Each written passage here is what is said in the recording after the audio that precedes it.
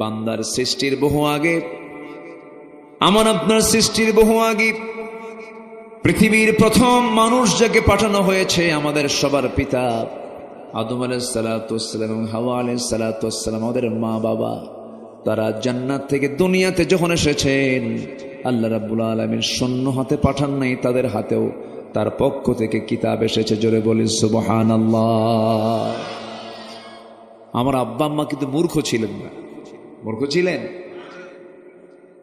আদম আলাইহিস সালাতু ওয়াস সালাম যে জ্ঞানী ছিলেন, কিয়ামত পর্যন্ত এমন জ্ঞানী মানুষ আর পৃথিবীতে দ্বিতীয় জন আসবে না।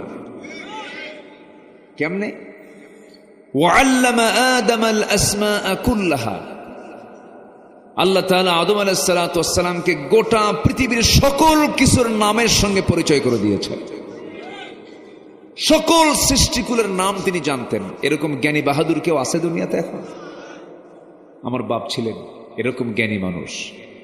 আল্লাহ রাব্বুল আলামিন বলেন, ইন্নামা আমরুহু ইযা আরাদা শাইআন আন ইয়াকুলা লাহু কুন ফায়াকুন। আমার আল্লাহ যখন কোনো কাজের ইচ্ছা পোষণ করেন, সময় চুল পরিমাণ লাগে না, শুধু বলেন হও, সঙ্গে সঙ্গে মাইক্রো সেকেন্ডের আগেও তা হয়ে যায়।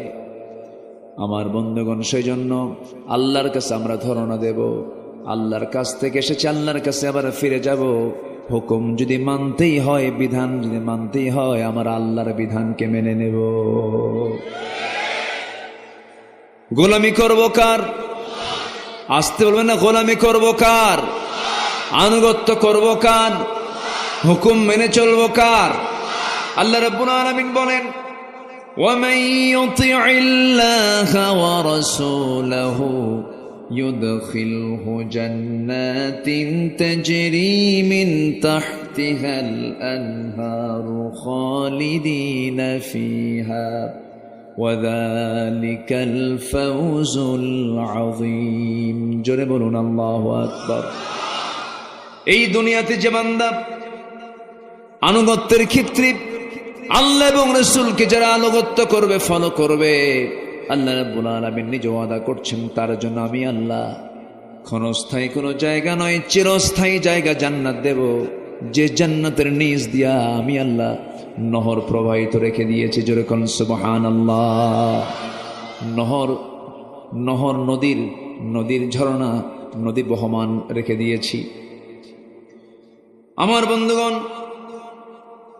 সেই জান্নাত পেতে হলে কারো আনুগত্য করা যাবে না, কারো ইত্তেবা করা যাবে না। আল্লাহ রাব্বুল আলামিন বান্দাকে বলছেন, বান্দারে, এই দুনিয়াতে তোকে শুধুমাত্র কেবলমাত্র আমার গোলামের জন্য পাঠিয়ে দিয়েছে। এই জন্য আমরা নামাজের মধ্যে বলি, যারা পারেন ঠোঁট মিলিয়ে বলুন, ইয়্যাকা না'বুদু ওয়া ইয়্যাকা নাস্তাঈন ইহদিনাস সিরাতাল মুস্তাকিম সিরাতাল্লাযীনা আন'আমতা আলাইহিম গায়রিল মাগদুবি আলাইহিম ওয়ালাদ-দাল্লিন। এরপরে আরো জোরে। আমার বন্ধুগণ, আল্লাহর যে আমরা গোলামি করব, যে ইবাদত করব, সে ইবাদত কবুল হয় কিনা বুঝবো কেমনে? ইবাদত কবুল হয় না কেন? ইবাদত কবুল না হওয়ার পেছনে কিছু কারণ আছে। সেই সমস্ত কারণগুলো যদি আমার আপনার জীবন থেকে মাইনাস করে নিতে পারি, আমি যা চাইব সেই দোয়া কবুল করবেন তিনি আমার কে? ইবাদত কবুলে কিছু অন্তরায় আছে। আমাদের ইবাদত যদি কবুল না হয়, তাহলে এমন কিছু অপরাধ আমাদের মধ্যে থেকে যায়, যে অপরাধের জন্য আমাদের দোয়া, আমাদের ইবাদতগুলো কবুল করেন না। তিনি কে? আল্লাহ তাআলা। একটু মনোযোগ দিয়ে শুনুন। এক নাম্বার, অনেক লম্বা লম্বা কথা ছিল, সময় খুব অল্প, একটু একটু করে বলেই আমরা শেষের দিকে আস্তে আস্তে চলে যাব। সূরা নিসার 14 নম্বর এবং 15 নম্বর আয়াত আমি তেলাওয়াত করেছি। 13 এবং 14 নম্বর আয়াত আমি তেলাওয়াত দিয়ে শুরু করেছি। আল্লাহ রাব্বুল আলামিন একটা কাজের মধ্য দিয়ে জান্নাতের ঘোষণা করেছেন। আরেকটা অপকর্মের ফলাফল হিসেবে আল্লাহ রাব্বুল আলামিন জাহান্নামের কথা বলেছেন। এইদিকে আমি বলেছি ইবাদত কবুলের 10টা অন্তরায়, 10টা অপকর্ম থেকে যদি কোনো বান্দা নিজেকে গুটিয়ে নিতে পারে, সে আল্লাহর দরবারে যা চাবে সেই চাও আমার আল্লাহর দরবারে মঞ্জুর হয়ে যাবে। 1 নম্বর অন্তরায় হলো, যদি কোনো বান্দার মধ্যে মুনাফিকি থাকে, মুনাফিকি চরিত্র নিয়ে 1000 বছর ধরে দোয়া করলে সে দোয়া কবুল হবে না। আল্লাহ রাব্বুল আলামিন মুনাফিকদের ব্যাপারে বলছেন, وَمِنَ النَّاسِ مَن يَقُولُ آمَنَّا بِاللَّهِ وَبِالْيَوْمِ الْآخِرِ وَمَا هُمْ بِمُؤْمِنِينَ। জোরে বলুন আল্লাহু আকবার। মুনাফিকদের চরিত্র আরেক জায়গায় বলছেন, وَإِذَا لَقُوا الَّذِينَ آمَنُوا قَالُوا آمَنَّا وَإِذَا خَلَوْا إِلَى شَيَاطِينِهِمْ قَالُوا إِنَّا مَعَكُمْ إِنَّمَا نَحْنُ مُسْتَهْزِئُونَ। জোরে বলুন আল্লাহু আকবার। ঈমানদারদের চরিত্র হলো, এক দলের সঙ্গে মিশে বলে আমি তোমার সাথেই আছি, আবার যখন তারা আড়াল হয়ে যায় এক দলের সঙ্গে যখন মিশে তখন বলে আমরা তোমার সাথেই আছি। দুই দিকেই থেকে যায়, কিন্তু মূলত সে কোনো দলেরই না। আসতে বলবেন না আছে না নাই? যেদিকে বৃষ্টি সেই দিকে ছাতা।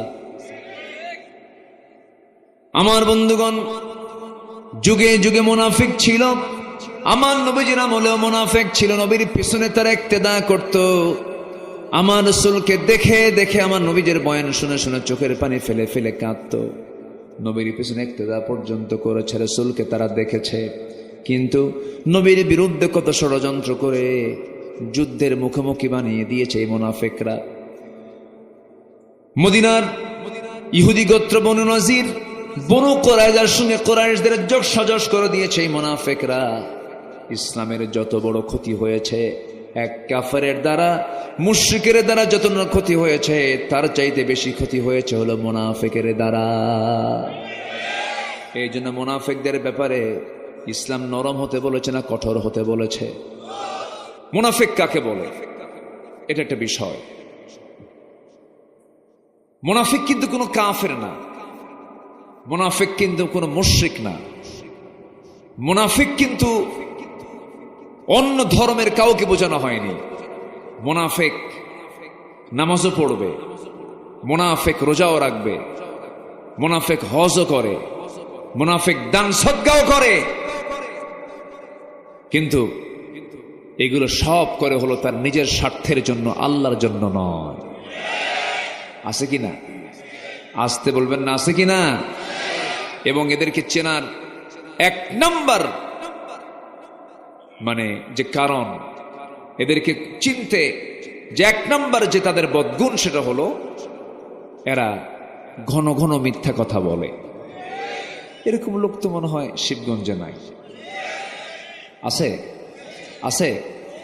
তাহলে মিথ্যা কথা বলে মানে, মিথ্যা কথা বলা মানে কি হলো? সে কোন জাত? বলেন বলেন বলেন, কোন জাতে গেল? মুনাফিক গ্রুপে এসে চলে গেল।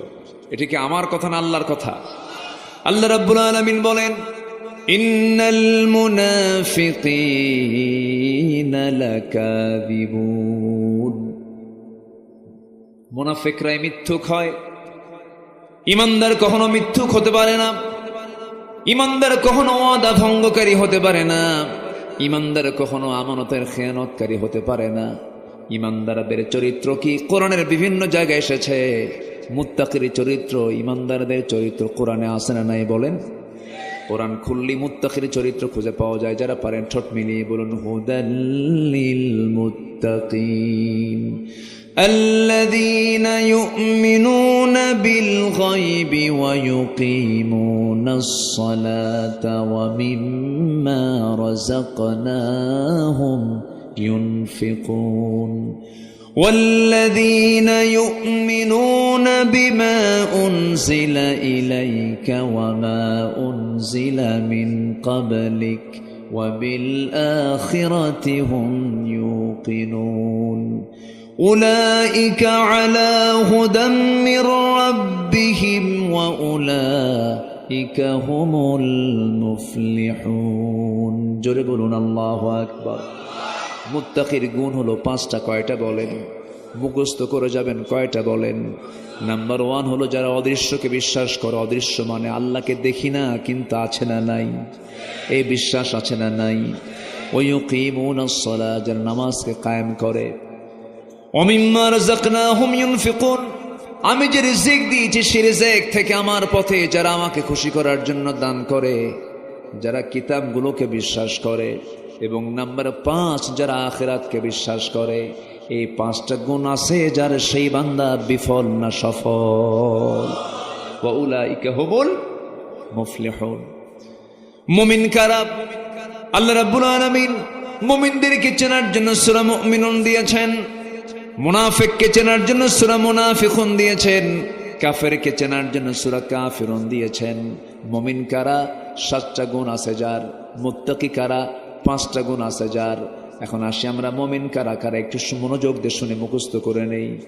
যারা পারেন ঠোঁট মিলিয়ে আমার সঙ্গে বলুন, قد أفلح المؤمنون الذين هم في صلاتهم خاشعون والذين هم عن اللغو معرضون والذين هم للزكاة فاعلون والذين هم لفروجهم حافظون إلا على أزواجهم أو ما ملكت أيمانهم فإنهم غير ملومين فمن ابتغى وراء ذلك فأولئك هم العادون والذين هم لأماناتهم وعهدهم راعون والذين هم